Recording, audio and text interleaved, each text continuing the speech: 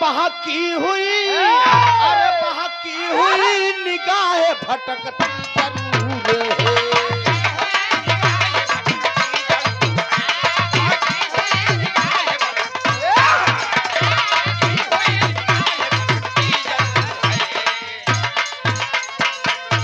अरे बहकी हुई निगाह भटकती जरूर है।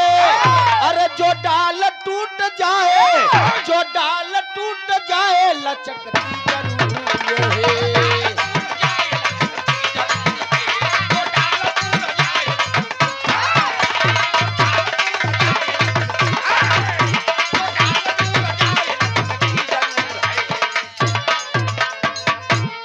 जो जाम छू लिया हो जो जाम छू लिया हो किसी बेसहूर ने,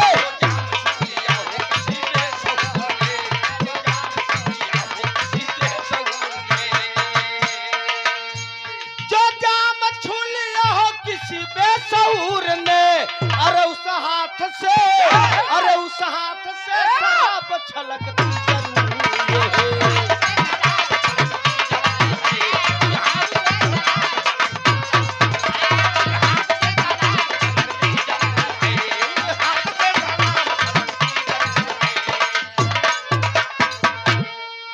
बारातन देखे है कि नहीं आजकल नवा लौंडा नहीं जाता है।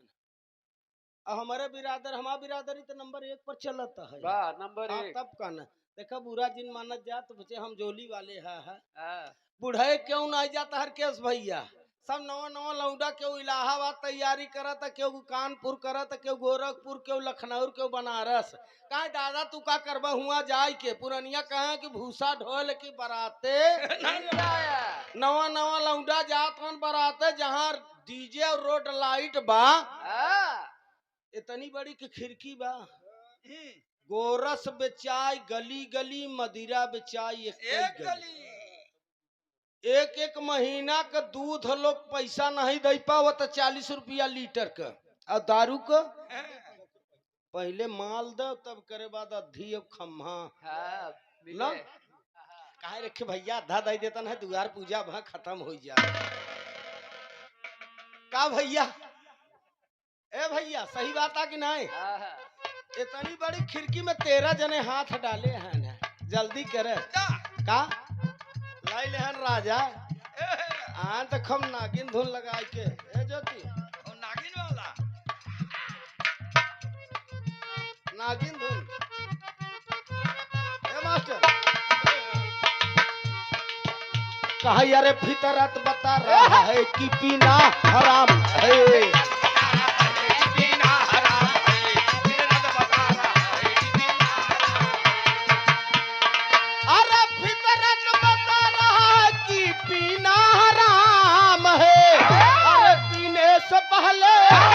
साहेब पीने से पहले रूह झिझकती जरूर है।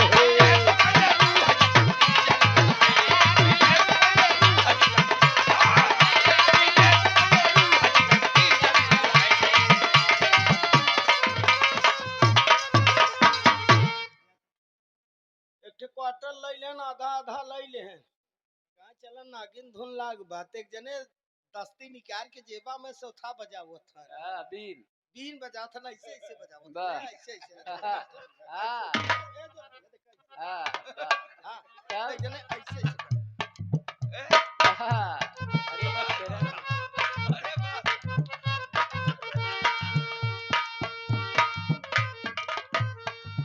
हंसत है भाई साहब, आंख देखी बात बताओ थी। समाज हमार तोहार कितना खराब हो गया बा। माई बाबू सोच समझ के हम तो पैसा काहे बरे लड़किन के देते है, कमाल लड़का पढ़े लिखे आगे विकास करे, फिर करवा नाच के आन अवधेश भैया पसीना से पूरी शरीर भीज के ओढ़ना कपड़ा सब मास्टर साहब लता गद केहू कुचर के वाबा है आन दौड़त खाना वाना खान के नहीं खा। कहाँ बड़का बाबू कौन गाड़ी छोड़त है काल हमार जान लकी कहाँ परीक्षा बजाना था इलाहाबाद को कहतियां जो है झलवा में। अच्छा हाँ ट्रिपल आईटी में हमार परीक्षा भाई काका का वे गड़िया छोड़ देता ना है तो हम जब वही है। हाँ झलवा हमार परीक्षा है सामने करियन पारी के पारा बचा के बाहर है के बचा दुल्हा का बाप दुल्हा का भाई दुल्हा का बहनोई दुल्हा का फूफा नेगी जितना है नोई बचा हन बस और बाकी क्यों बचा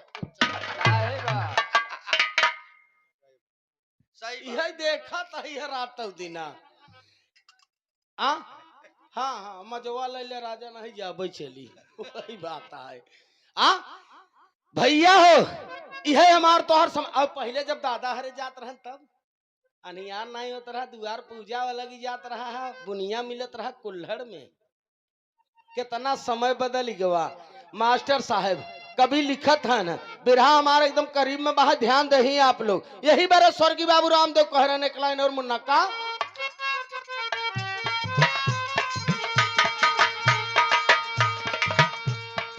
अरे जो जाम छू लिया हो किसी बेसहूर ने अरे उस हाथ से शराब छलकती जरूर है अरे फितरत बता रहा है कि पीना हराम है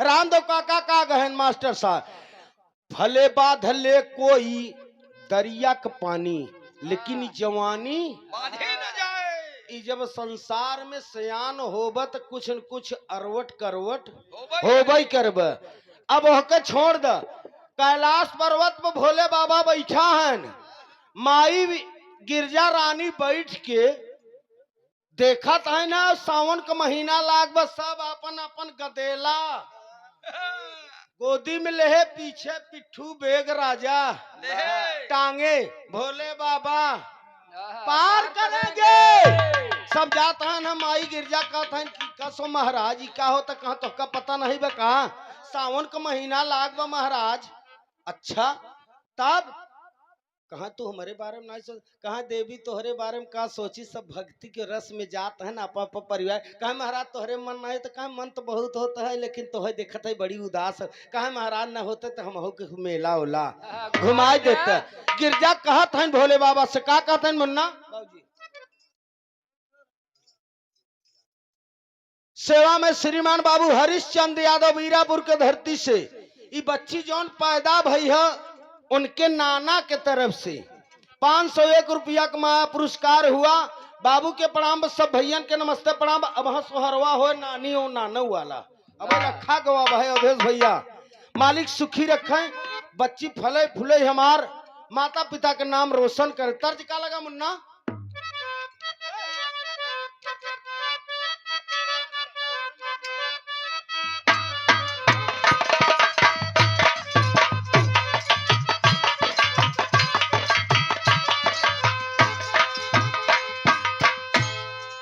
हमारे विद्या काका का चाचा का तर्ज है बजरंगी महाराज तू सुने हो ना हाँ खूब सुने हो कहा यार कोई घर ना कोई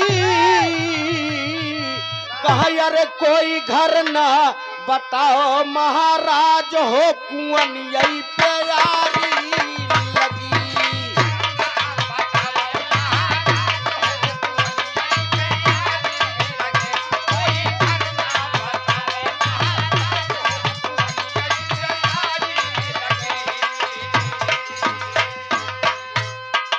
आन के बलमुआ के मई का बखानी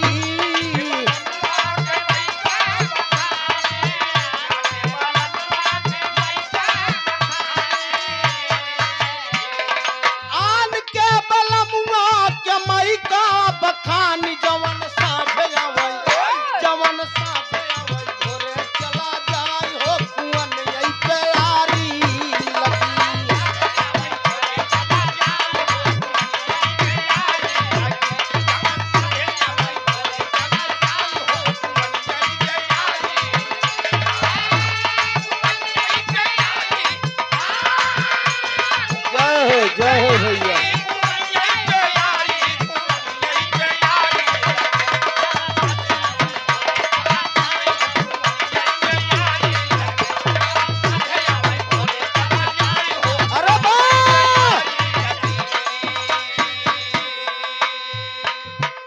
सुनने वाले भैया, बड़का भैया, बाबूजी, गिरजा बैठी हैं, भोले बाबा भक्ति करत हैं। गिरजा कहत हैं महाराज तोहरे मन नहीं बह है।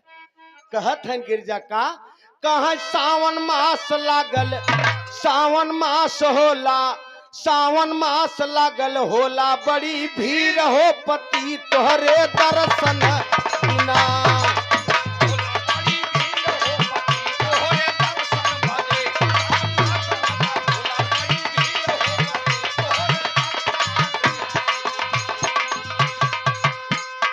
कहाँ गिरजा रानी धई का चरणवा,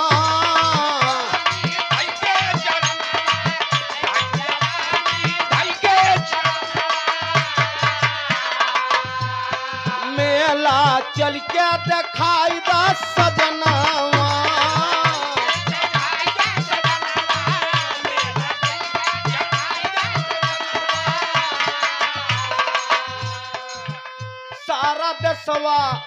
सारा दसवा चढ़ावई गंगा नीर हो पति तोहर दर्शन बिना।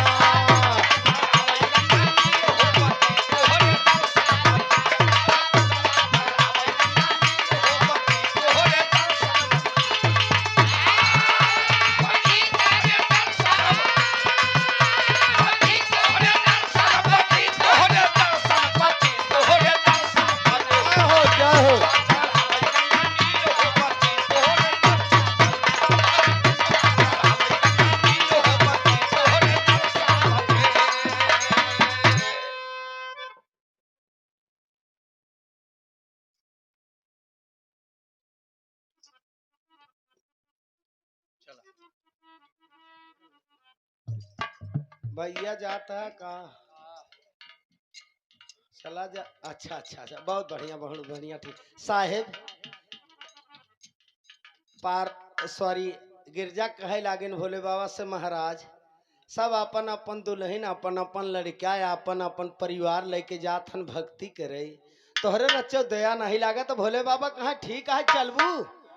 गिरजा कहा था मालिक कौने औरत को मन नहीं होत के अपने दुल्हा के संगे मेला में घूम ले। अच्छा चला ठीक है, पहने गौने वाली साड़ी पहन के राजा तैयार हो के चल दिन। जब गिरजा पहुंचत हैं साहब बाबूजी गिरजा पहुंचत हैं तो लाइन लगा बा है। लाइन मास्टर साहब कम से कम 1.5 किलोमीटर लगा बा। भोले बाबा पार करेंगे भोले बाबा और सबका नैया कांवर लेके जाते लोग देखे नहीं है का कजनी कितना कहते कि भोले बाबा का महिमा अपार बा। कजनी कितना कहते मेरी मांगे पूरी करो अब गांजा भांग फ्री करो तब कहना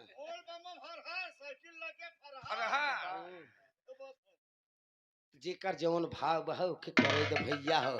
सुने वाले बाबू साहब बड़का भैया लाइन में लग के भोले बाबा जब पहुंचत हन है सीसी पर सीसी चटकत है। गिरजा कहत हन कहा मेला में के बाटई अरे पापी औ धरामी कैसे कजानी के बाटई कुकरामी।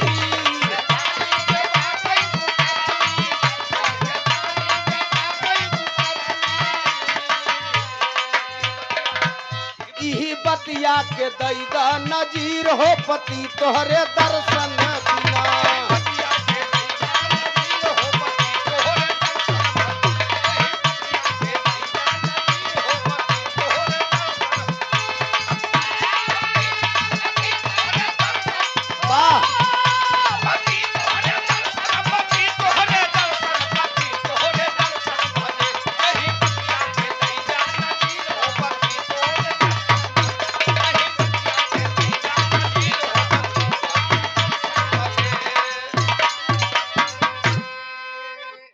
इतनी बढ़िया आवाज रही है लेकिन ये अपन आवाज अपने से खराब है। हम चोरन के बहुत पकड़ी थे वाह कैसे पहले हम यही करत रहने यहाँ बड़े जौन तू करत है ना हमें सब पता है। बाबू साहेब बड़का भैया शीशी पे शीशी चटकाता है। भोले बाबा कहत हन चल देवी दर्शन कैले। गिरजा कहे महाराज अब दर्शन हम का करबे, बस करे बस लौट। शंकर जी कहे बतिया का है? अरे कहे महाराज दर्शन लोग करत हन। कहे अरे देवी ऐसा काहे कहत हूँ, देखत हो गोदी में बच्चा ले, पीछे बैग टांगे। भोले बाबा के जयकारा लगाओ तन। गिरजा जब तनी बात कहत है ना तो भोले बाबा कहे तो आखिर तुम्हारी इच्छा का बा है? गिरजा कहे महाराज लौट बस अब आओ चली घरे। अरे बाप रे बाप रे, हाँ देख लिया यहाँ कितना भक्ति होता। बिरहा में टेरी के बोल लाग मास्टर साहब कहना बा है।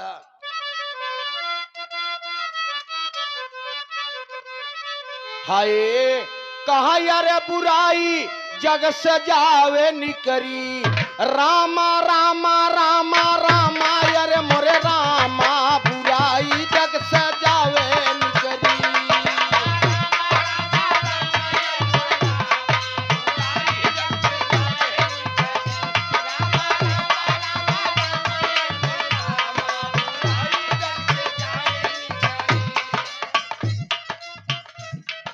छीर को छीर नीर से देहु पति अलगाई, बुराई जग सजावे निकली।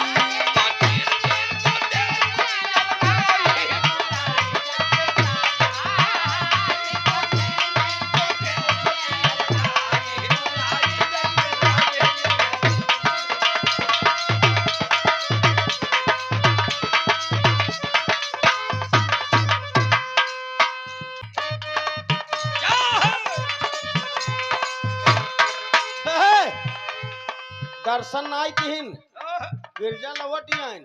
शंकर जी कहा कस देवी कहा बस करे महाराज। अरे बाप रे ये सब भक्ति करे यहाँ। शंकर जी कहा काहे भक्ति नहीं करत का देखता हुआ। एक एक घंटा से लोग गोदी में बच्चा पीठी पीछे पिट्ठू बैग टांगे। कहा ना है महाराज कुछ शंका बका है?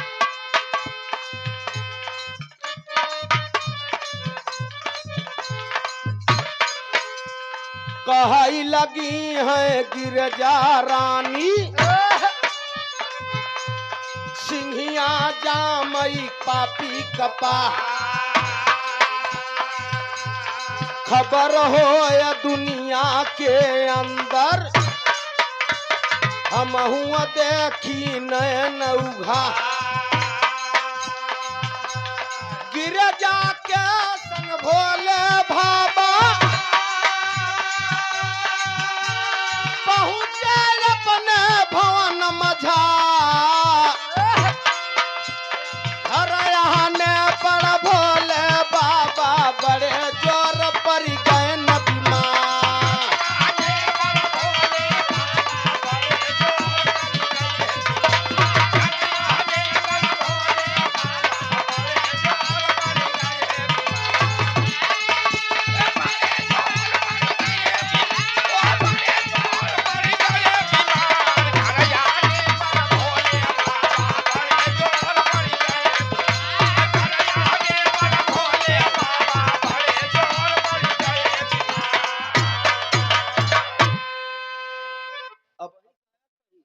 ऐसे ही होगा तब पास होबे। जटनी जटा जटनवा के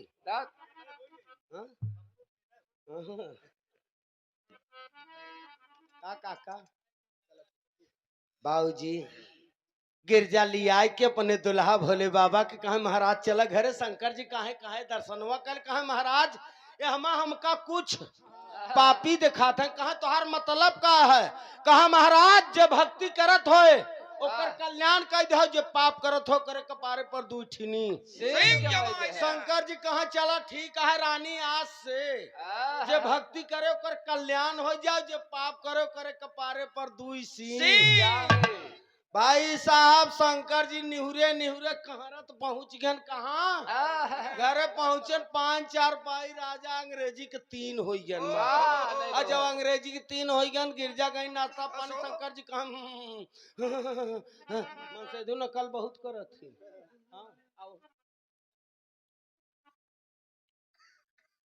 हमारे बाबू बजरंग बहादुर यादव जी कोर से 51 रुपया महापुरस्कार हुआ। समाजवादी अठनी गीत के फरमाइश में मास्टर साहब एक लाइन सुनाई दे। हाँ हारिए न हिम्मत बिसारिए न राम को। हाँ हाँ यही वाली तर्जिया में हो भाई करे। हाँ एक ही लाइन हो भाई करे, चूंकि राजनीतिक मंच नहीं है, लेकिन एक लाइन पहले तर्ज हो जाए तब ही लाइनिया में समाजवादी हो जाए। अखो जम के वोट दे जा जा 27 में। हाँ अब विधानसभा अपन जिताई नहीं पावत गए है, गवावत भले है तू पचे हम जाना का हो दे भैया। देखा कहे ना चाहे लेकिन अपन है हमारे कहत है नाराज जिन हो जाए कि प्रेमचंदवा ही कहता मेहनत करत जा कहना बहा है का। दादा कभो कहो गाँव कहा पिया परदेसिया लौट के नहीं आए बाला परदेसिया।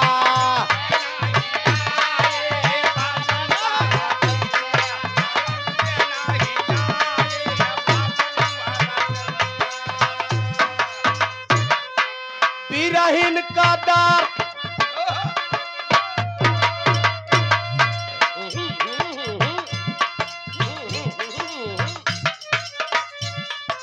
बिरहिन का दर्द मर्दा समझ दुल्हा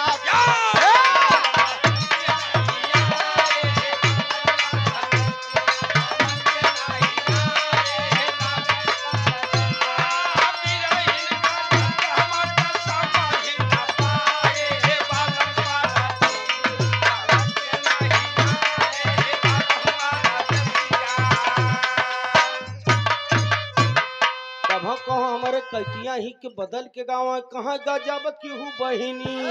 अरे चिन्हू न भतार हो गजब की हूँ बहिनी।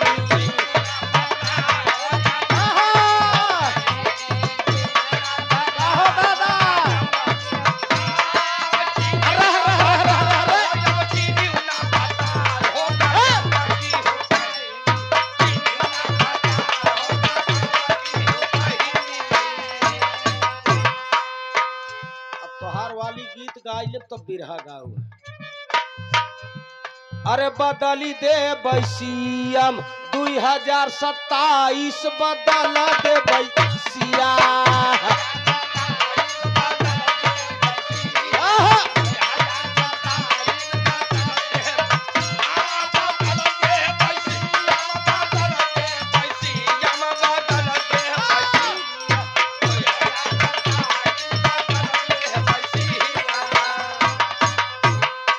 जन जन के ओठों पर अखिलेश जी का नाम है।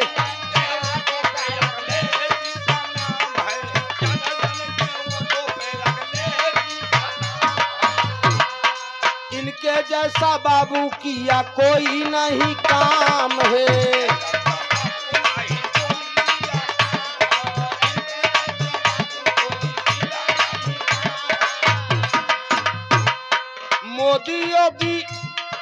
मोदी योगी खूब खेलैया इस और पाइस बदली दे बैसिया 2027 बदली दे बैसिया। मोदी योगी खूब खेलैया इस और पाइस बदल दे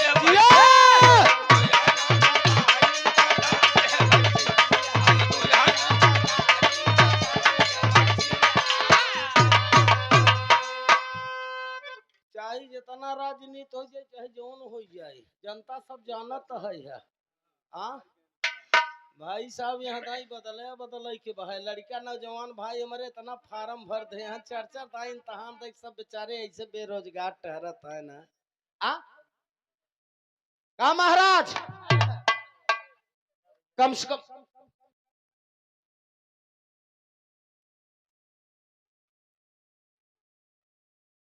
सेवा में श्रीमान धर्म के हमारे बड़े भैया अनिल यादव भैया यदुवंशी ट्रांसपोर्ट हाँ सत के रच के है क्यों की हो जाए तो क्षमा करे। अनिल बाबू को और से बहुत महापुरस्कार 101 रुपया का महापुरस्कार हुआ। सादर चरणों में नमस्ते प्रणाम भले बच्ची तो है कि मिलबई भवा। हाँ ले तुझे बम रखे रहे मालिक सुखी रखे सब भैया के नमस्ते प्रणाम बहा है। इसी गीत में भाव बहा है कहना बहा है फिर ये हम रच के रच दे चटनी अचार कहना बहा है। वह पड़ गए न बीमार शिव जी लागे हूँ आई पड़ गए बीमार शिव जी।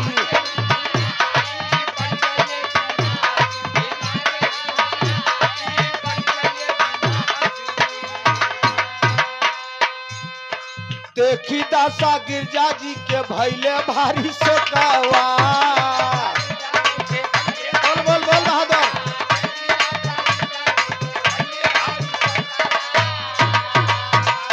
कवा ना दवाई ढूंढी बोला तीनों लोकवा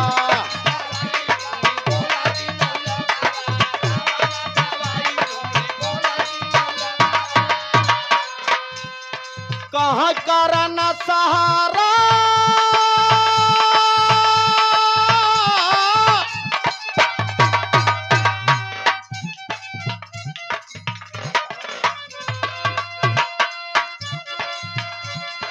करना सारा संत करना सारा समय अंतिम गैली आई पड़ गए बीमार शिव जी।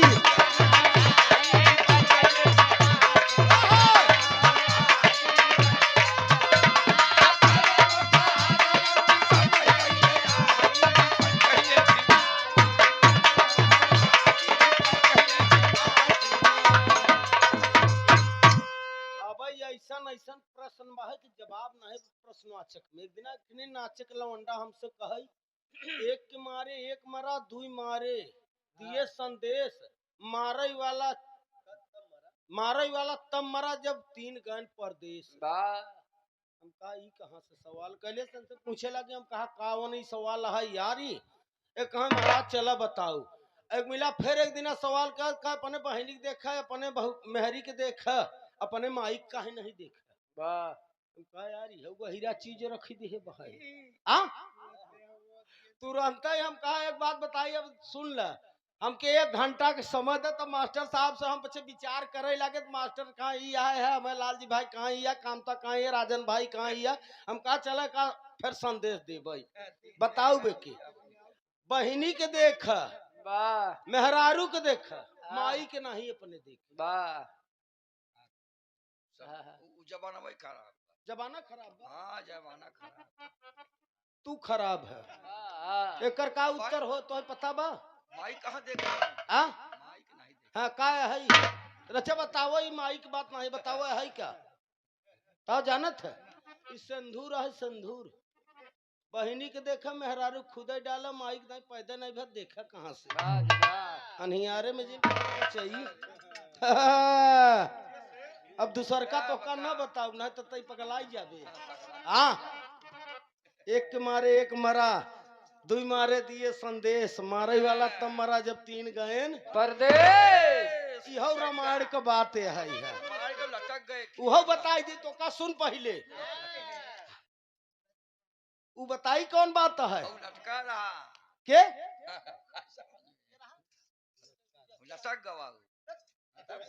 चूतिया का नहीं पता बा एक मारे एक मरा जब शिकार खेले गए रहन श्रवण कुमार राजा दशरथ मारे रहन बाण न एक मारे एक मरा दुई दिए संदेश अंधी अंधा क्यों संदेश से मर गए मारे वाला तब मरा जब तीन गन परदेश राम लक्ष्मण सीता जब परदेश चला गए तो राजा दशरथ अपनी चिंता में मर गए।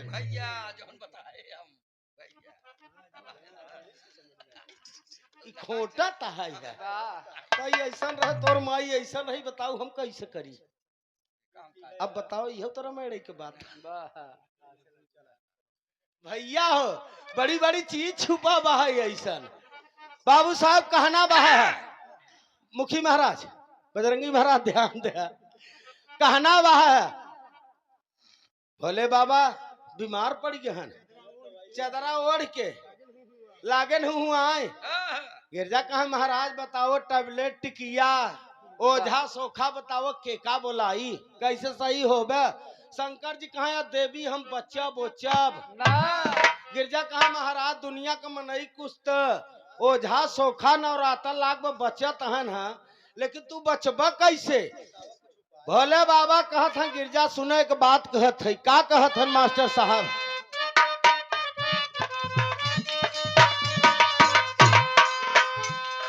कहाँ भोले बाबा सुन धई के ध्यान हो।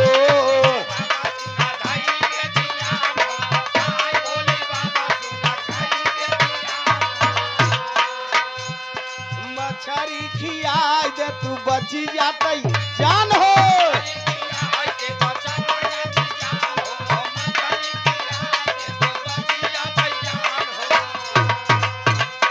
कहाँ गिरजा रानी कौन दवाई पड़ गई बीमार शिव जी।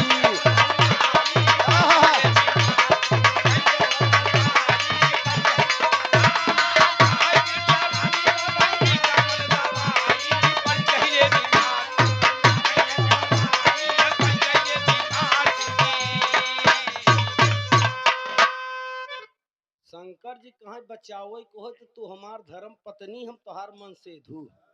पत्नी के मतलब होत है कि पति का आज्ञा के सेवा करे चाहे। अब हम बचब ना, ब्रह्मा जी किताब अपने पास रखे हैं हर के भैया अब फारे की तब फारे। गिरजा कहा महाराज कुछ उपाय बताओ कैसे बचबे। शंकर जी कहा हमका जियावे को तो चली जा तू नदी के किनारे काठ पहिना होने रोहू वहू बैकरी वकरी लैया तू के जूस खाई तो जोन हड्डी में बुखार लाग। गिरजा कहा छे छे चरी मोर बप्पा रे नवरात्र का महीना चला तो दुनिया का मनई भक्ति करत हन के पूजा करता। महाराज जी का शंकर जी मछली थोड़ा खात रहन। शंकर जी तो केवल मास्टर साहब परीक्षा लेते रहे।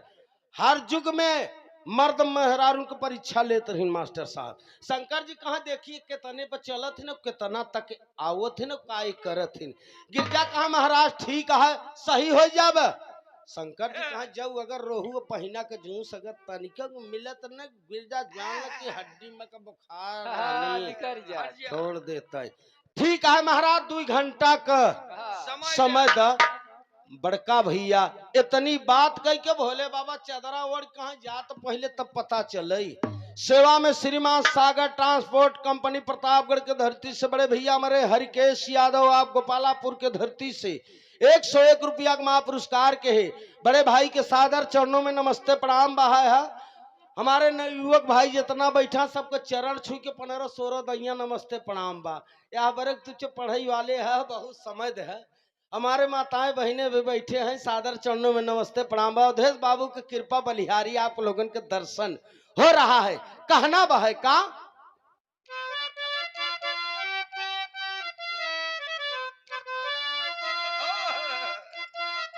हरकेश भाई या 5 मिनट में खत्म हो जाए। तू चला जाबा तो कुल काम गड़बड़ हो जा तो हैं के देख हम गौत यही है।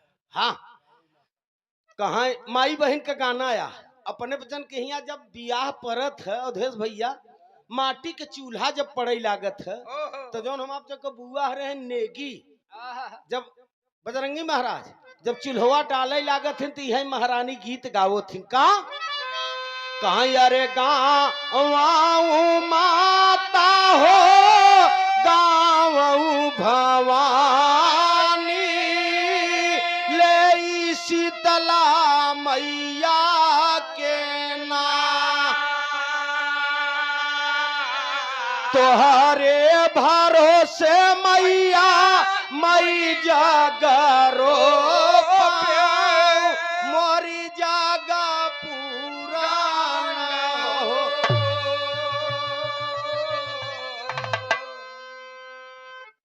बताओ ये कौन फिल्मी वाला लिख सकत है क्यों लिख सकत है का डायरेक्टर वहाँ उनका बच्चों का झरी है एक एक शब्द ही रही बेरी इन भोजपुरी वाले लिख सके। आज भोजपुरी वाले जौन जौन गाना निकाल ले हैं बुराई न करे चाहे पूरा परिवार बैठ के एक संगे नहीं सुन सकते। बिटिया बेटवा सयान रहे तो हम आप नहीं बैठ के सुन सके। गाना तो बनाई चलता और जब सब भोजपुरी चली बा है फिल्मी गाना के एकदम दाब देगा। मैं चली जाऊंगी। कहाँ जाऊंगी वही जाऊंगी। ठीक है जेकर जैसन विचार बा उसे करो उसे हमसे मतलब नहीं बा है भैया हो। वह चली भैलिन गिरजा रानी नदी के किनारावा हो यारा से भोले रही पुरिया बनाइए का मरले मछरिया हो झौआ में रहले साजा।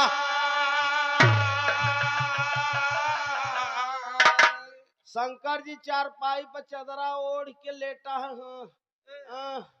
अब न बच्चा गिरजा रानी कहा महाराज 1 घंटा का समय द।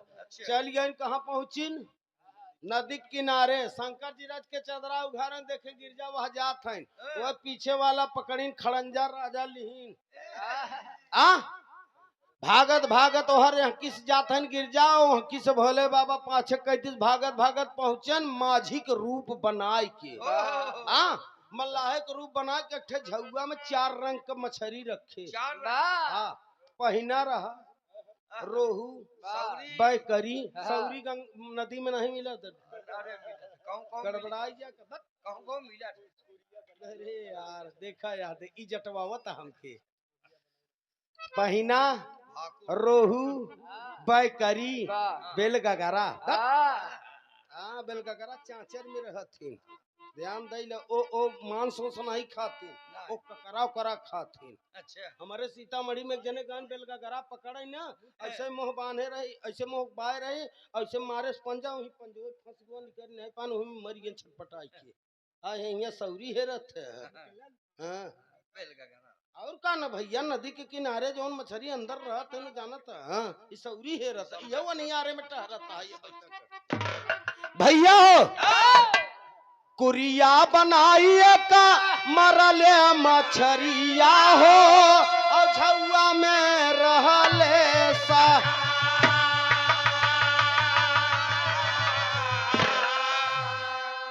झुआ में सजाए हैं भोले बाबा माझी के रूप बनाए हैं मास्टर साहब। और तब गिरजा रानी तब तक सरह सिंगार कई के दौड़त चली हैं सोचिन कि हमार दुल्हा हमार राजा हमार पग्गल हमार भोले बाबा बीमार हैं।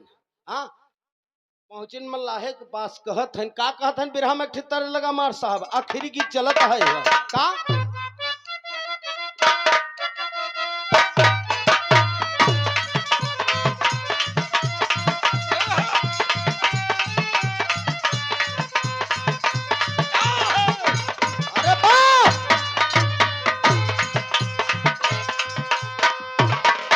कहा देवर के दूर दूर ना ओ कैलू देवर के दूर दूर ना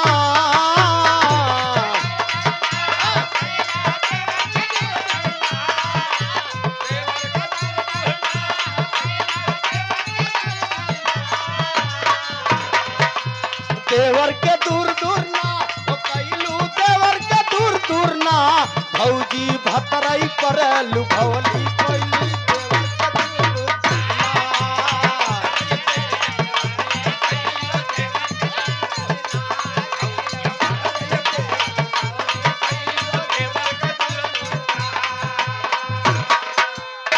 लेकिन हम का गाई कहीं बसिया बजावे ना अवधेश बाबू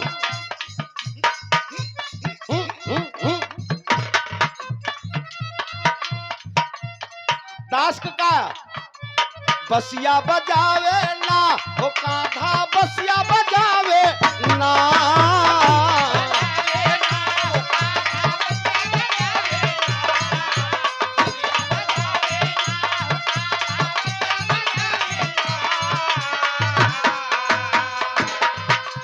बसिया बजावे ना ओ कान्हा बसिया बजावे ना मोहित भैली बिरज का सखियो पौधा बसिया बजावे ना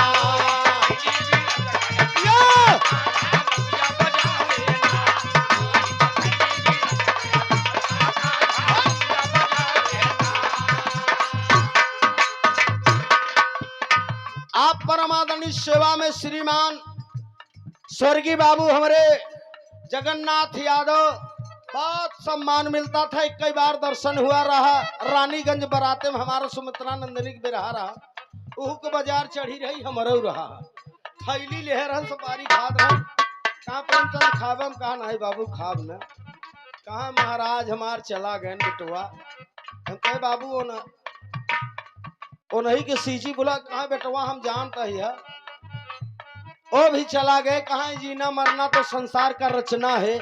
आप उनके बड़े पुत्र, सेवा में श्रीमान है आपके बीच में। हमारे अवधेश भैया के बड़े मामा श्रीमान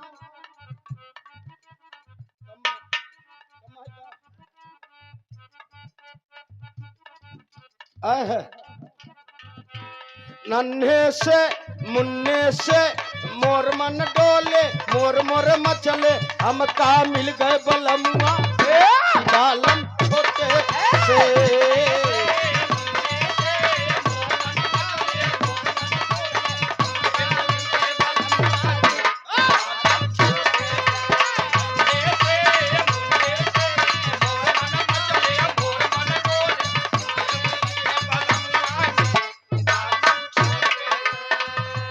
जब मैं गईली पनवा दुकनिया,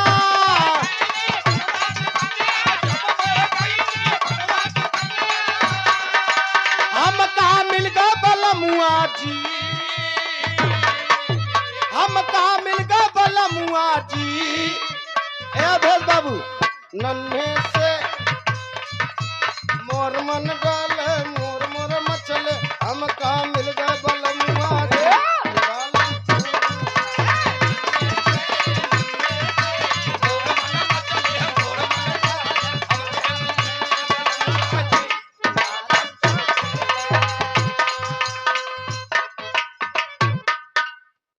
चनिया चनिया ना आई है ये तो है बच्चा देख के गाय दी है। राम नरेश भैया मेरे 101 रुपया दे दे, नहीं बरस सुनाई दिया। हमारे राम नरेश भैया स्वर्गीय बाबू जगन्नाथ जी क्या बड़े पुत्र अवधेश बाबू के मामा है। बहुत प्यार सम्मान पूरे परिवार से मिलता है। सादर चरणों में नमस्ते प्रणाम बहा। आप लोगों के कौन आशीर्वाद दे सकी थे। हम आपके लड़का है, आपके परिवार का ही है, एक खून का रिश्ता है। हमारे बजरंगी महाराज भी हैं, मुरली महाराज हैं। यहाँ क्षेत्र में जेठवाड़ा प्रतापगढ़ के धरती में बहुत सम्मान मिलता है आप लोगों से। सबके सादर चरण छुके पलगी प्रणाम। 101 रुपया पुनः महापुरस्कार हुआ, बहुत आप लोग देहन। सबके चरण छुके पलगी प्रणाम बा, सादर नमस्ते प्रणाम बा। कहना बा है का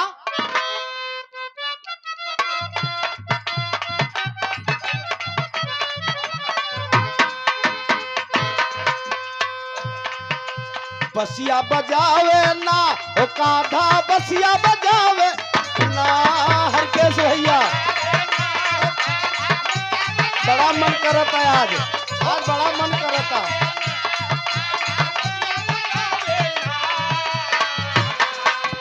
बसिया बजावे ना ओ काधा, बसिया बजावे ना, मोहित भैली बिरज का सखिया काधा बसिया बजावे।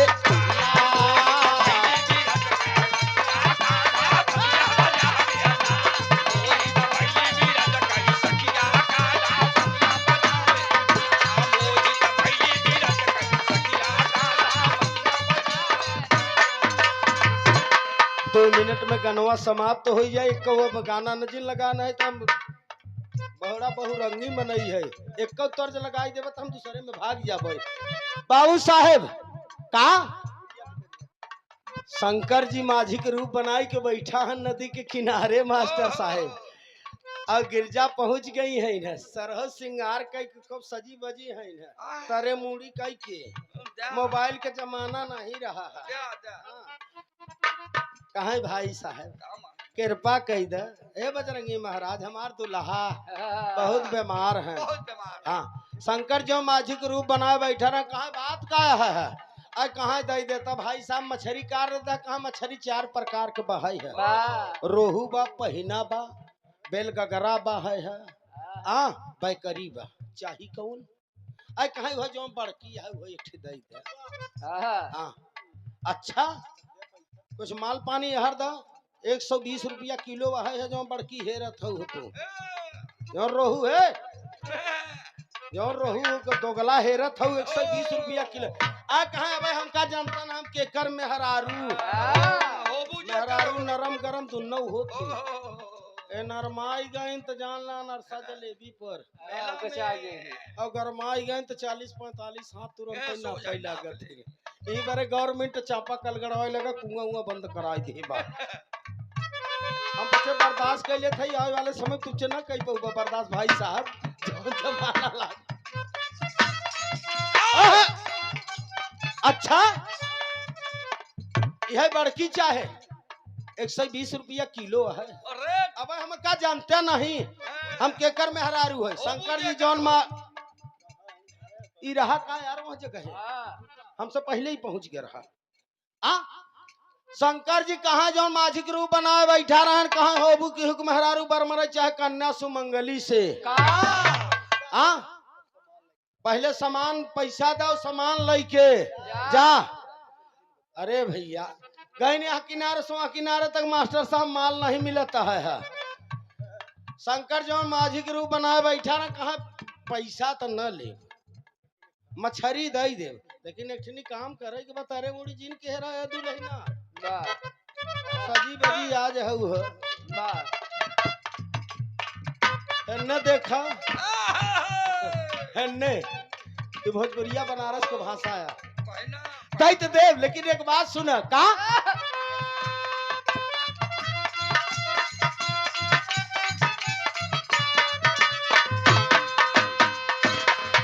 शंकर जी कहत हन का कहा कुरिया भितरिया ना हो गोरिया वो कुरिया भितरिया ना आवो ओ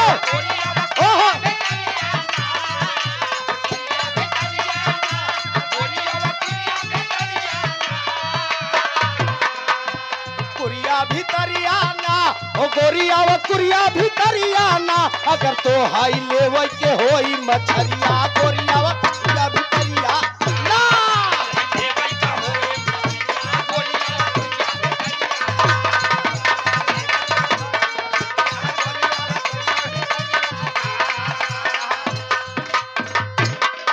बहुत है आप लोग बहुत सम्मान के है बहुत है मालिक सुखी रखे जन और धन परिवार से हम हमेशा ठीक है महाराज फले फूले इत देहे का महिला मेहनत करबती मिलत रहे प्यार अमर रहे चाहिए बस बहुत आप लोग दे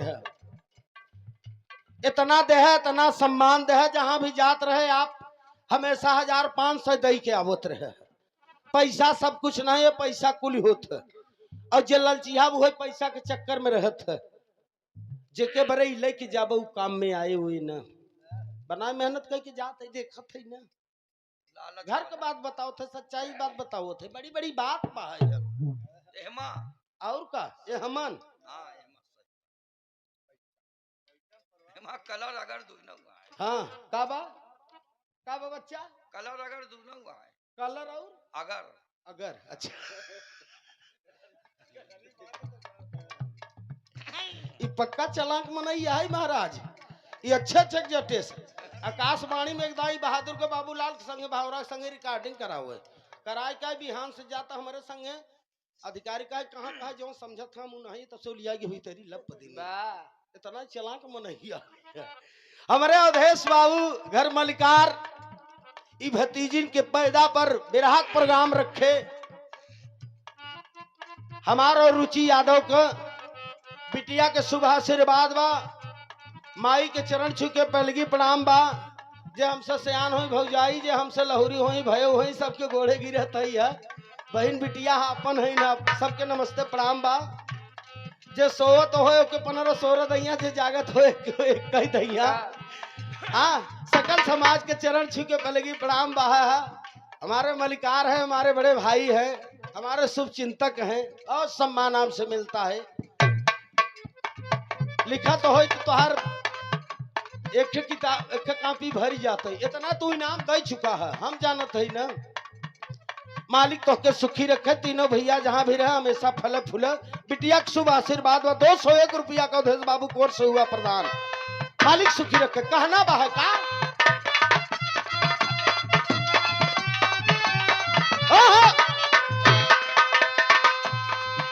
शंकर जी कहा था कहा कुरिया भीतरिया ना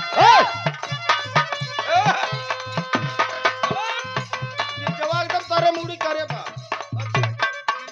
कुरिया भीतरिया ना हो गोरिया वो कुरिया भीतरिया ना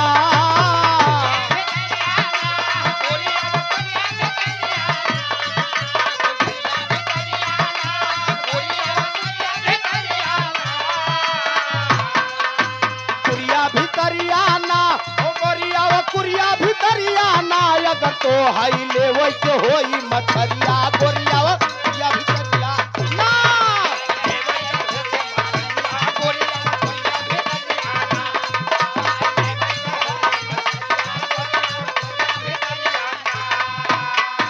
गिरजा बिगड़ गई खबरदार से माई बहन नहीं है इज्जत मर जात नहीं बा शंकर जी कहाँ तक हेरा हिया से लेके चली जा मिर्जापुर तक हमारे पास मछरी नहीं बा। अब गिरजा सोचिन कि 1 घंटा का समय ले है 45 मिनट बीत गया 15 मिनट बात तू बोलो जो हम पकड़ में नहीं आओ 45 बीत गया पर 15 मिनट बाकी है अब मछरी न लैया तो हमारे बहू रहू मर जाए हरकेश भैया कहाँ पाऊ दूसरे के यहाँ जा तो लोग आदर करी हैं ना एमन ला भैया कैसे देबा शंकर जौन माझी के रूप बना कह देव तोहरो मजबूरी बा हमारो मजबूरी बा तोहार दुल्हा बीमार है हमहू महीनन से ही घाटन पर टहरत हमहू ये परिवार छोड़ के घटवई पर टहरत है हाँ महीनन से चलो सन 17 कट जाए तो देखा जाए फिर के कहता शंकर जी कहत हन का वह सुन बात बोली न तब गिरजा महाराज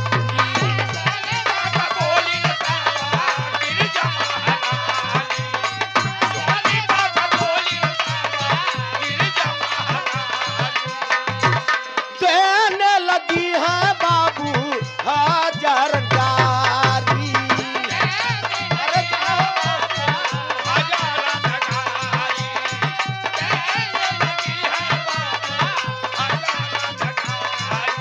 कैलिया चरिया ना ओ धोमिल कैलिया चरिया ना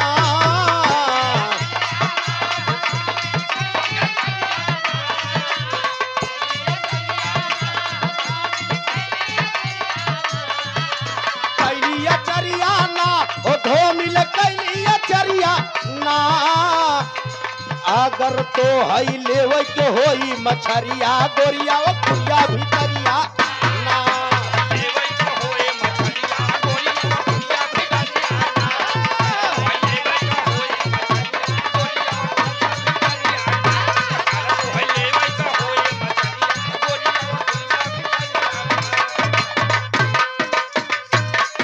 भैया बहुत पीटत है तू भैया हो शंकर जी जौन माझी के रूप बने बैठा रहे ना कहा मछरी वही शर्त पर देव आओ हमारे मरही में घंटा आध घंटा बोल बतला गिरजा कहा 15 मिनट के टाइम बाहे है हमार भोले बाबा दुनिया से चला जाइए हम राम का कर अच्छा ठीक है मल्ला भैया 5 मिनट समय देव तो ठीक बा कि नहीं जौन भोले बाबा माझी के रूप कहीं आवो तो पहले आयन राजा सोचिन कि हमारा मजबूरी बा इनहु के मजबूरी बा राजा 5 मिनट अपन बिताइन हकी हकी अरवटिया करवटिया मास्टर साहब वही शंकर जी जौन हां वही बोला बतला बहु का हम कहत है बे क्या हां एकरे बाद भोले बाबा जो माझी के रूप बनाए बैठा रहे काय हलाला कौन चाहे झवई देई कि काग तू छी चाही कौन तोहर इच्छा होले कि जातू कसन है कहे भाई बड़का बड़का हां बड़का हां वह पहिनवा बड़का हो हां वही दई दा वह भोले बाबा जे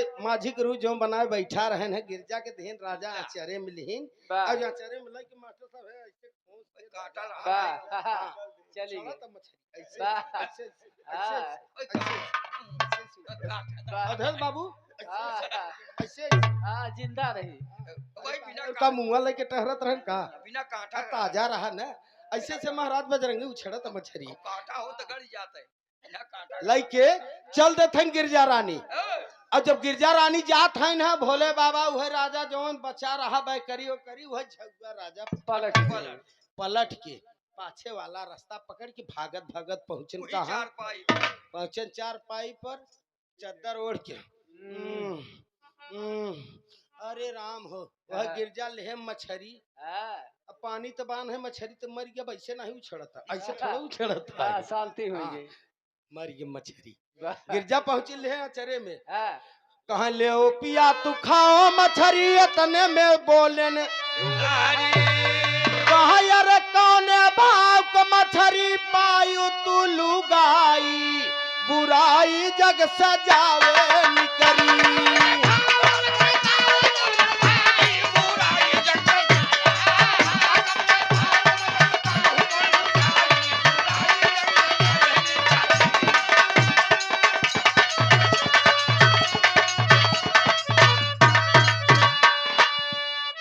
शंकर जी कहें लई आऊ गिरजा कहे महाराज आँखी नहीं देखत तोहरे समन्वय बा कहे बढ़िया से बनवन और तनिक जूस उस पी और तबीयत सही हो। गिरजा कहे दुनिया के मनई दवाई से ओझा से टिकिया टैबलेट से सही होता है। ठीक है महाराज तू मछरी के जूसे बरे कहत है। अच्छा ठीक है ए गिरजा हियां हुआ कई रुपया किलो के रेट पाऊ रेट का पाओ। अब गिरजा कैसे कहा कि महाराज इज्जतिये गंवाई के लैया एक कैती भोले बाबा मछरी के नीचे देखा था ऊपर देखा था तो गिरजा के आँखी मास्टर साहब झपी जाता सिंगार उंगार के रहन गाले पे हाथ दे के निहुरी है अच्छा निहुर गया एकदम निहुरा है ना देख निहुर गई ऐसे के। हाँ शंकर जी जान ज्ञान कहा बस कर देवी गिरजा कहा तुहार कसम तुहार मच कहा हमार मच हमार कसम जिनका अपने माइक मच अपने बाबू रेट बताओ रेट पहले कर रेट बताओ। भोले बाबा कहत हन का मुन्ना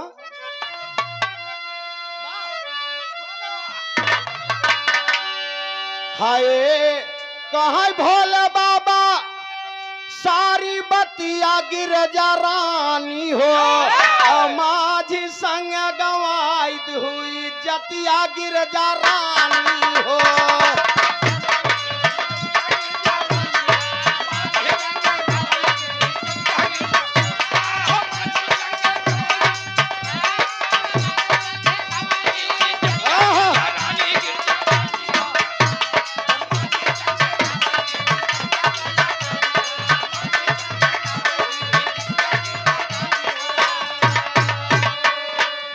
भोला बाबा कैलू बड़ा खामी और तोहरे कपरवा पर अब दुई सिंहिया कहा 60 बरस तक झेलबू बड़ी पतिया गिरजा रानी हो माझी संग गवाई हुई जतिया गिरजा रानी हो।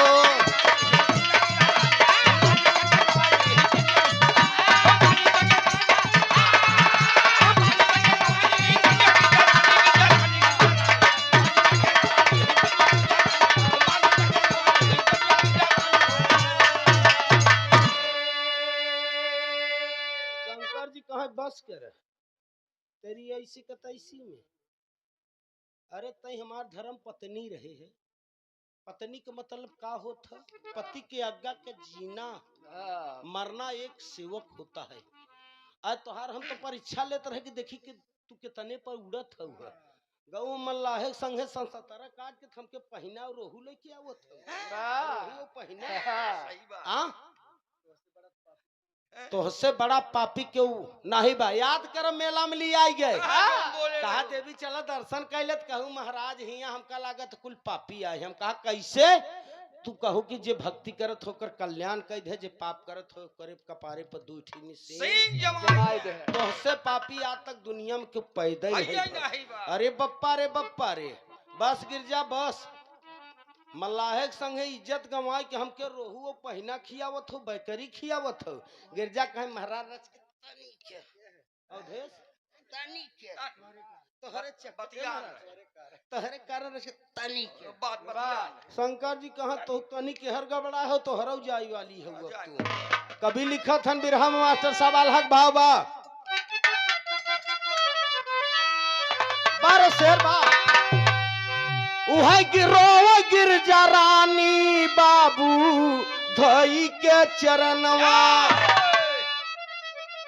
कहा हमारी जिंदगी एकदम हो गई बेकार।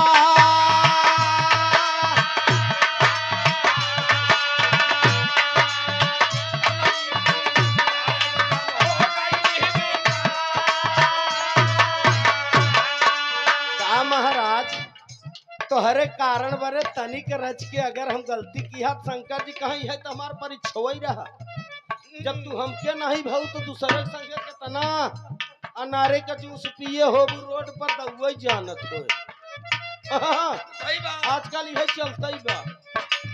आप तोहरे संगे काल उनके संगे। हाँ कहे मिथ्या नहीं होए कभो देव ऋषि बनिया।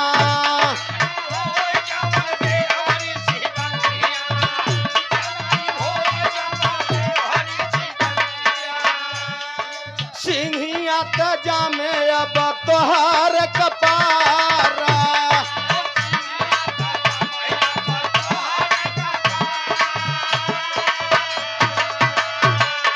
कहाँ गिरजा रानी सुना राजा मोर कहना।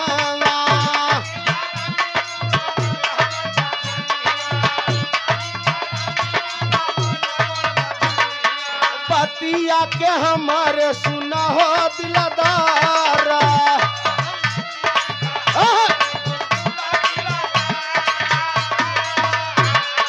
आगे का बयानवा सुना हो मोरे मितवा।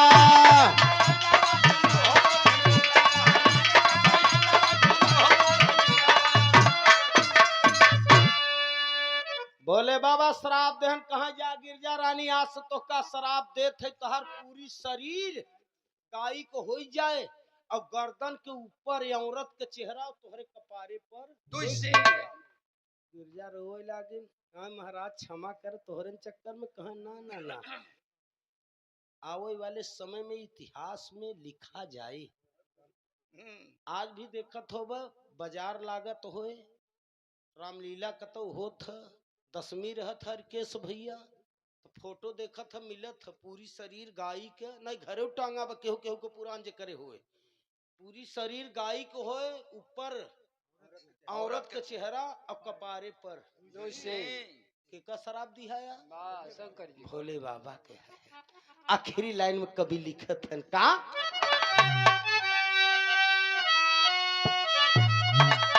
देख ले जाज करे ना हो अरोसी पड़ोसी के टंगा हो तो देख ले का कहा यार रोवा रोवा गिरजा रानी राम रोवा गिरजा रनिया हो राम रोवा गिरजा रनिया पाई गैया वाला तानवा रोई रनिया।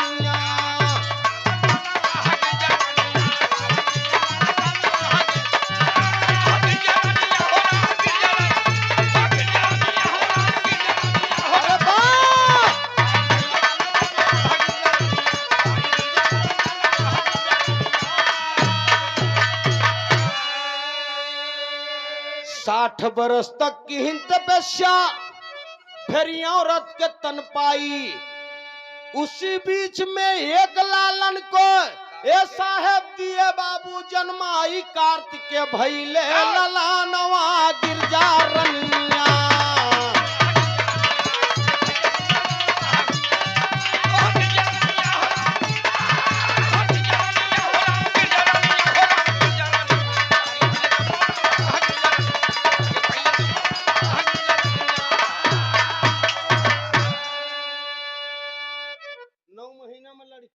अभी समझ लिया 60 बरस के बाद औरत के तन पाई तब कार्तिके भइले। अभी का सही है का गलत है हमारे पास थोड़ा है का मही रचना के है क्या जौन भाई शिव पुराण के चीज है हम बतावत है या न अगर विश्वास हो तो आप लोग पढ़ भी ले जात जाए। कार्तिके 6 मोहे के बच्चा गणेश महाराज के पूजा होत रहा है और कार्तिकेय महाराज आखिरी में आई गए रहे हैं। कार्तिकेय महाराज के काहे नहीं भो अभी तू पछ जाना हम नहीं जानी तो कहब तो कहब कि आजकल बुराई तो वही करता वह लिखते राम सुमेर तूफानी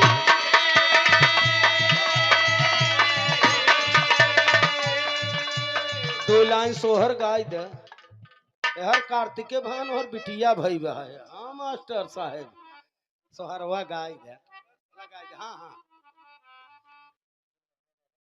चलो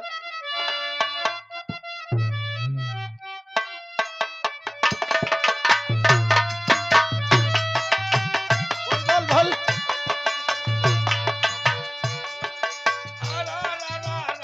जा छतरगढ़ से आई गए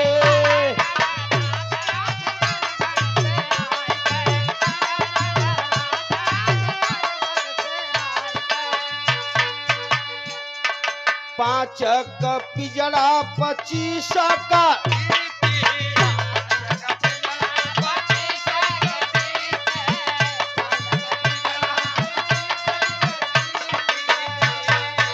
बजरंगी महाराज ये हम आप सर जी चीजा कहा 5 का पिजड़ा धस बाबू अरे 25 का तील कहा यो रो रो रो राजा लड़ौतई की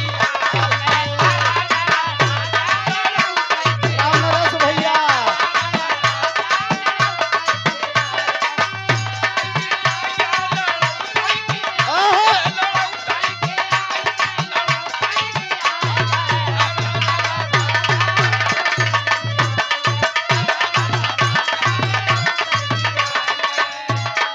हर केस भैया एक लाइन और बा कहा 5 का तोता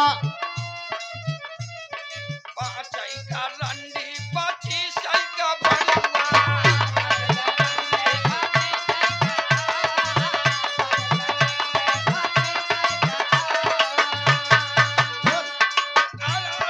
राजा ना चौथई की आई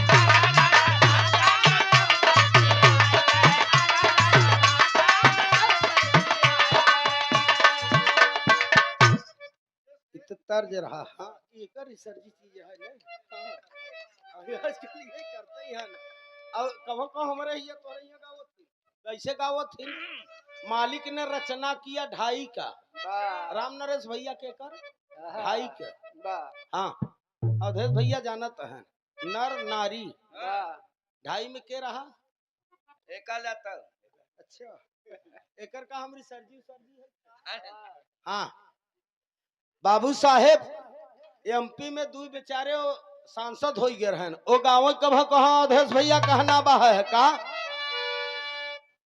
बदल के कहा यार भूअर भूअर बार रे हो रिलवा के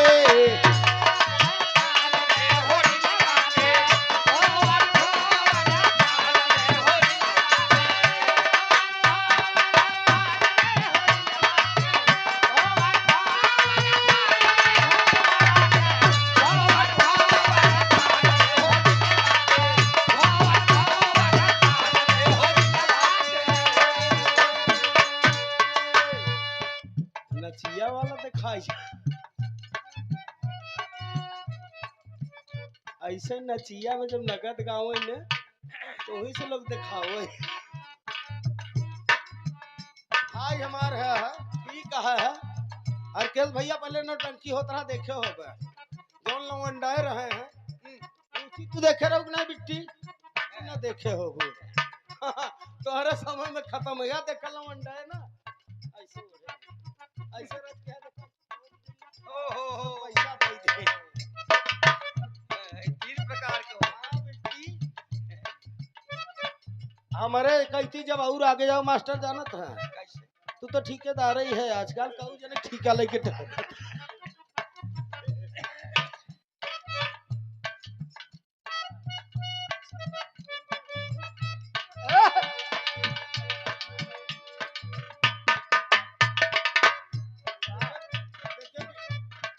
देखा बिट्टी हमसे लहत नहीं तो चला हम जाई कमाई ई आला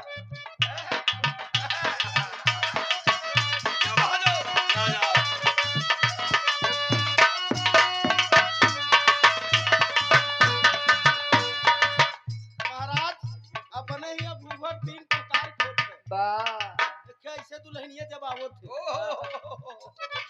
रुचि बिटिया देखा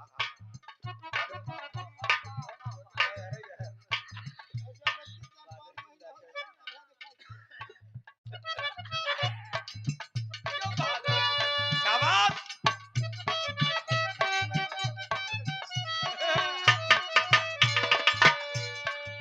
3 रंग का घूंघट देखा भाई अरे हंसा जिन जात जा तो बच्चे सुन ले पता है कब मिलत जावे कहा भूअर भूअर पार रे हो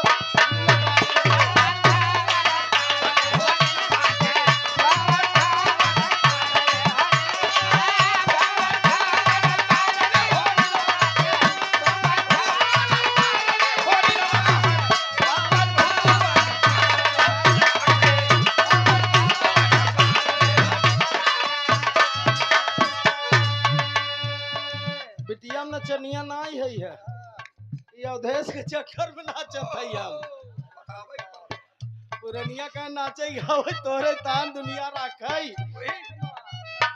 हाँ कहाँ होरिला की मम्मी है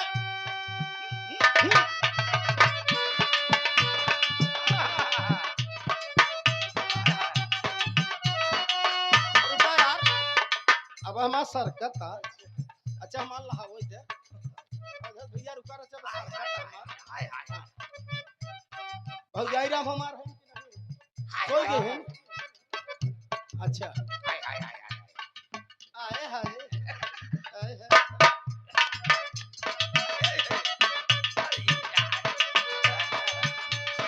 होरिला की मम्मी है अरे महलो की रानी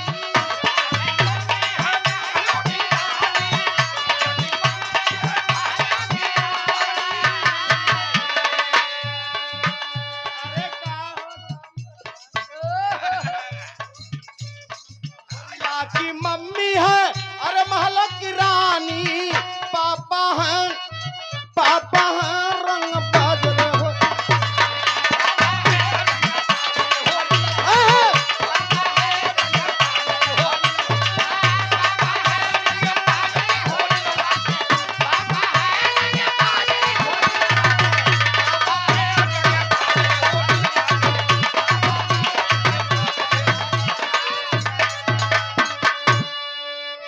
हमारे अवधेश भैया बहुत बिटिया आए हाय देखो मास्टरवा जानत हमारे बारे में आए हाय मास्टर आए हाय मास्टर आवा आवा। हमारे पड़ोसी ने हमारे बारे में खूब अच्छी तरह से इनका महू जानी थे तो कई जने के पिंडा पार चुका है निमके से निमक थोड़ा खवाए इनके बारे में हम जानते हैं हमारे बारे में हमारे पड़ोसी हैं हमारे रिश्तेदार हैं ना बेचारू बहुत हम इनका मानित है हाँ अवधेश यादव ई बिटिया के बड़े पापा माई कोर से ई बिटिया जौन पैदा भैया है वो बिटिया के आजी के तरफ से माई के शुभ आशीर्वाद 201 रुपया का महापुरस्कार हुआ सादर चरण छू के पहले की प्रणाम पूरे परिवार के चरणों में अरदास बाहे है चाहे जौन तू बच्चे कराए दे जा तो है बच्चे देख के आज हम नाचत गावत ही है और नाचे गावे चाहे कलाकार हो चाहे आप लोग हैं महान हैं आप लोग के देख के यह बरे की पहले बताए है कि रात के समय होता कटाई भी चलता है मेहनत लोग करत है सोई बड़ी रात मिली बा है सबके चरण छू के पहले की प्रणाम माई के चरण छू के पहले की प्रणाम बा पूरे परिवार के आशीर्वाद बा 201 रुपया का पुरस्कार एक लाइन और बा आए हाय मास्टर आए हाय मास्टर हाय हाय हाय हाय हाय।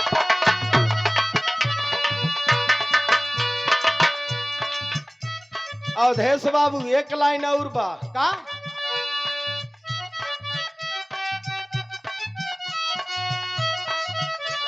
सखिया सहेली सब दाना लुटा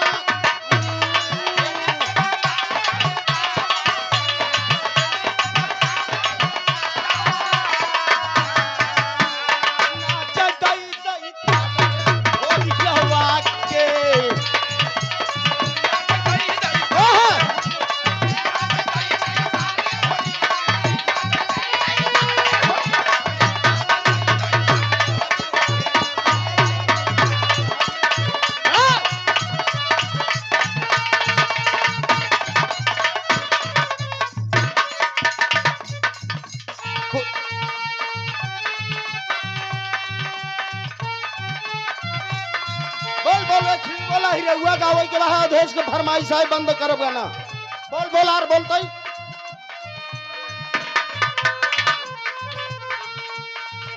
अरे केहू का बिगाड़ी दी केहू का बिगाड़ी दी अब केहू का बिगाड़ी दी राम न बिगड़ी है जे कर केहू का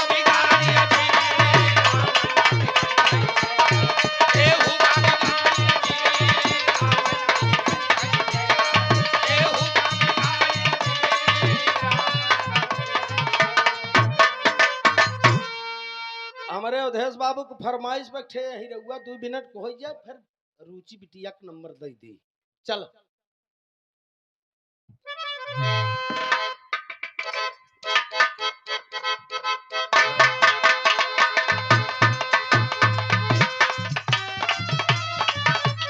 अरे वाह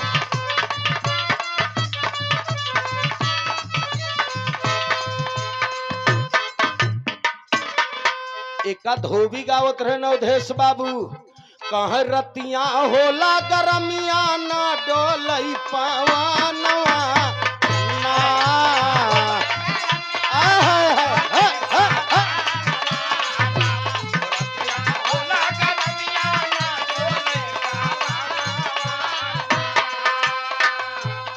इसी बोल में दास गावत रहा आकाशवाणी में गीत दास दे रहा कह गोइया हमका डाटाई ससुरे में सजनवाना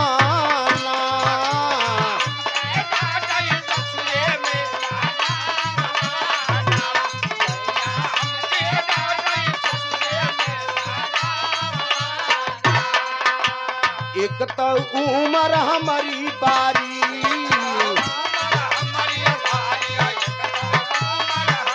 तुझे बाप महतारी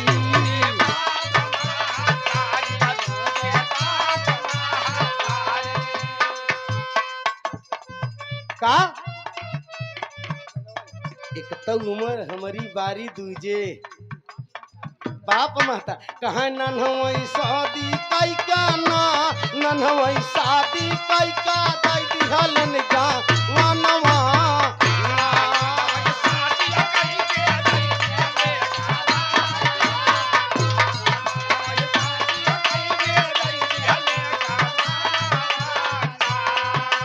सैया काम करवावा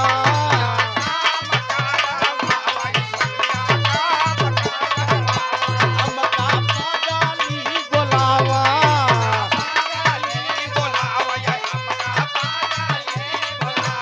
एक तो सासु ननदिया एक तो सासु ननदिया राखन में खानवा ना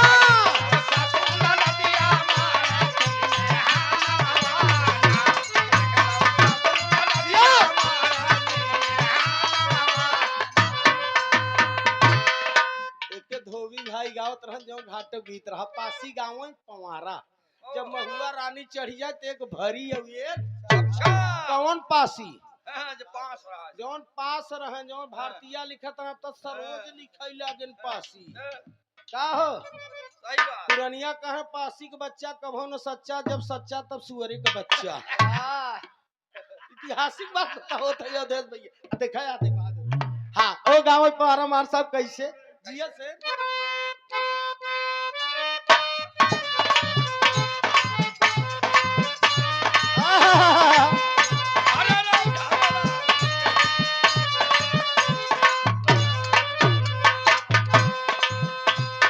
कह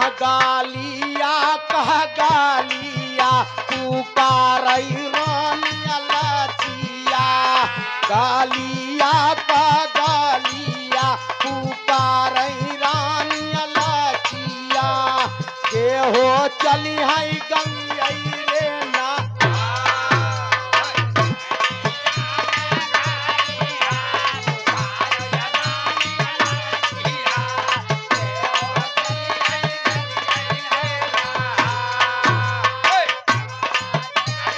बोल भैया बोल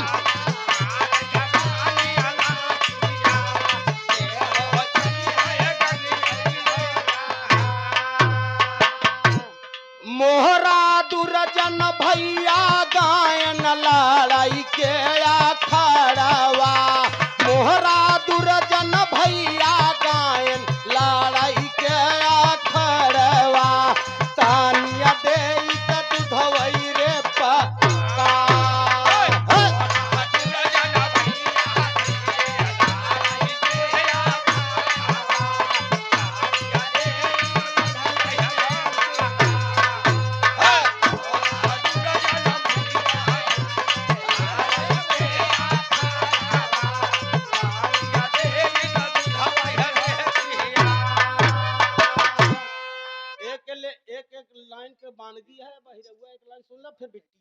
सुन ला बिट्टी है ना तोहार पड़ोसी है बिटिया के सुने चाहे मास्टर साहब चाहे रेगुआ लगाओ देखी तो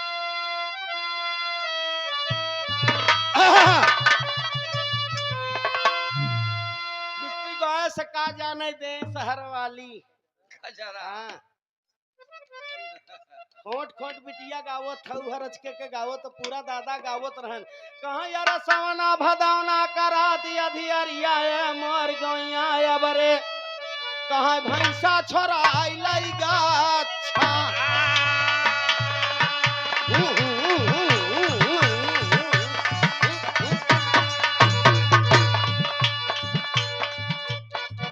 चलो ठीक है आज नहीं तो काल याद होए अब 2.5 साल के गायकी है सीखे चाहे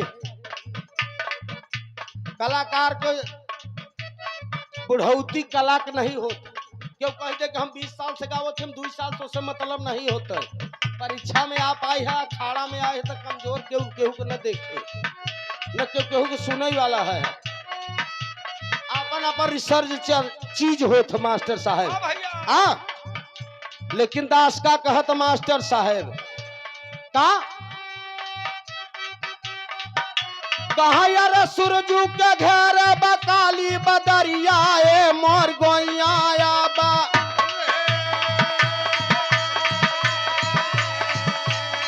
अलंका के घेरे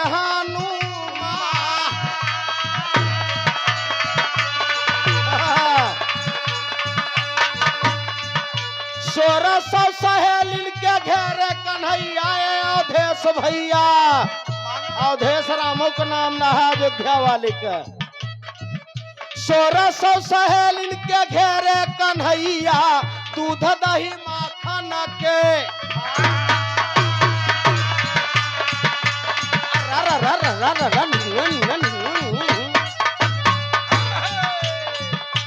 कहाँ आग लागे तोरे मोहे भोकलक सारे लैले चबैना चबा चलवारे मेहरी का मन हो चला आए भिन सारे साझे हो गए झगड़ा कराए नहीं डारे हो तो भोरा हरिया में रहिया सिधारे बिटिया देख महतारी पसनाटा ननद देख भौजाई जरी जाटा कैसन दमाद है कैसन गतिरिया कार गए ससुरे तैया गए कहाए गौआ के 4 सखियां बतलाई रे न चल कर मिले में ते जाते अलग आई रे न चल कर मिले में ते जाते अलग आई रे माई माई कहत बोलत हो करता की मर गए मोर बिटिया दही जरा कनाती इह रात दिनवा दही जरा कनाती बिनती ओढ़े कमरी रात की बांधे गाती एक अगरा पानी पी के दहारी पर मुंह ताई ऐसा राम धीन के भवानी नहीं लुटा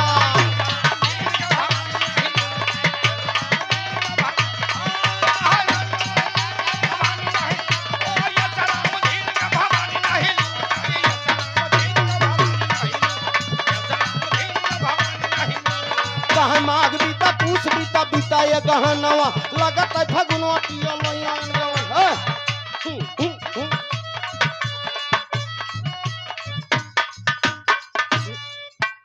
देखा बिट्टी समझता लगी रहा भैया लगी रह माघ बीता पूछ बीता बीता ये गहनवा लगत है फगुनवा पिया लयान गवनवा सोय के तमोर लगे सोय खरियानवा छोटकी ना नदिया हो छोटकी ना नदिया छोटकी ना नदिया बोलत हो बिरहनवा नहीं आए भैया दाना पानी के बहानवा खरिया में तेल मलवा की परकनवा सारी रात जोत बैठी बायंगनवा बाहर पुरवैया मौस यार रात बा बुधुआ का बटवा गजब छला रात बा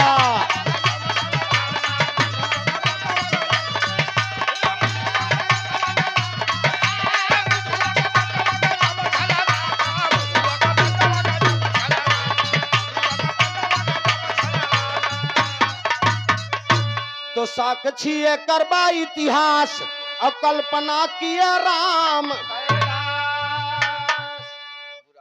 बुराई जग से जावे निकरी गावे प्रेमचंद पंचम में शीश झुकाई बुराई जग से जावे निकरी